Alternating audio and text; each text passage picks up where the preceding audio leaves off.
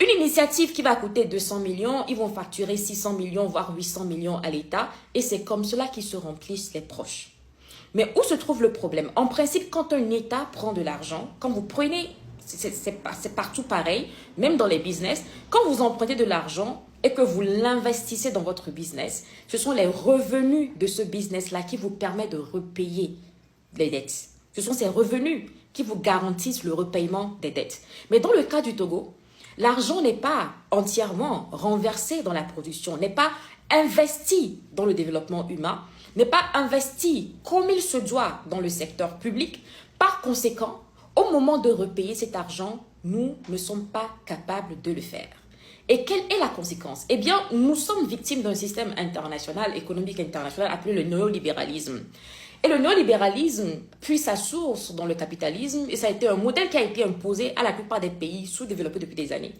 Mais le plus dangereux, c'est quand vous avez un système néolibéral qui est combiné à une dictature. Parce que dans les pays où il y a un semblant de démocratie, où les citoyens peuvent veiller au peigne fin à ce que les ressources de l'État soient bien dépensées, où les citoyens peuvent demander des comptes à leurs dirigeants, où les dirigeants peuvent aller en prison pour fraude, pour détournement de fonds publics, eh bien, il y a une petite limite, il y a une petite redevabilité qui existe, un système de check and balance, comme on le dira en anglais, qui fait que les dirigeants n'ont pas la capacité de tout voler aux populations. Malgré cela, même dans ces situations, le néolibéralisme a des conséquences néfastes. Mais dans le nôtre, en fait, nous sommes plus ou moins des gens qui sont dans une situation comateuse, qu'on condamne tout simplement à la mort, en nous faisant adopter les systèmes néolibéraux, comme c'est le cas au Togo.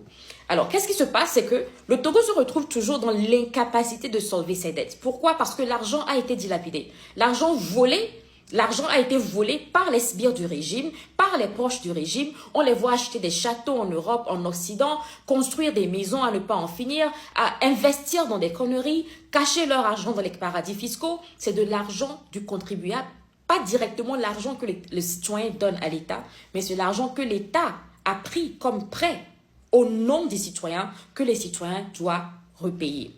Et les conséquences se font sentir de génération en génération. Et je vais vous dire pourquoi.